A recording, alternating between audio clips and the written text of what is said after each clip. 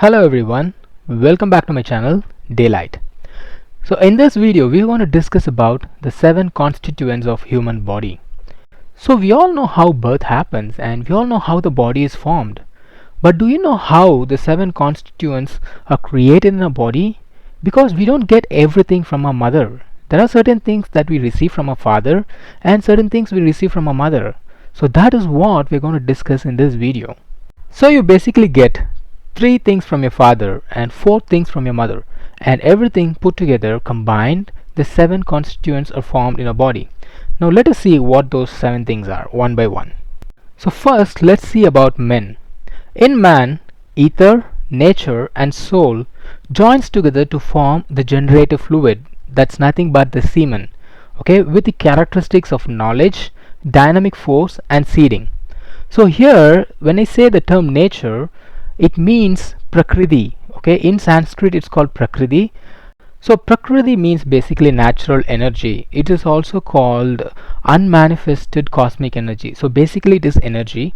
So ether, nature and soul joins together to form the semen in a male, and it has the characteristics of knowledge, dynamic force and seeding. So what happens is this fluid, it becomes thick like a bead, and it gets gathered in the seminal sac in form of 3 petal flowers. So the petals were being arranged upon one another, alright. So basically this is how a semen is formed in a human male. So you get 3 things from your father, that is the ether, the nature and the soul.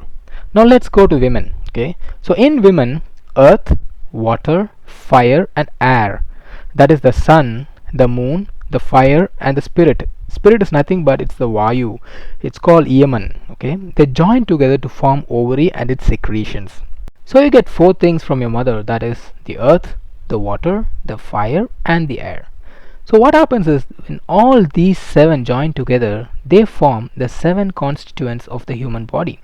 So the principles of earth, water, fire, air, ether, nature and soul, these 7 constituents join together to form the generative fluid both in men and women. So guys, we talked about the generative fluid, right? So the mass of the generative fluid is 2.5 unit and it is divided into 3 parts.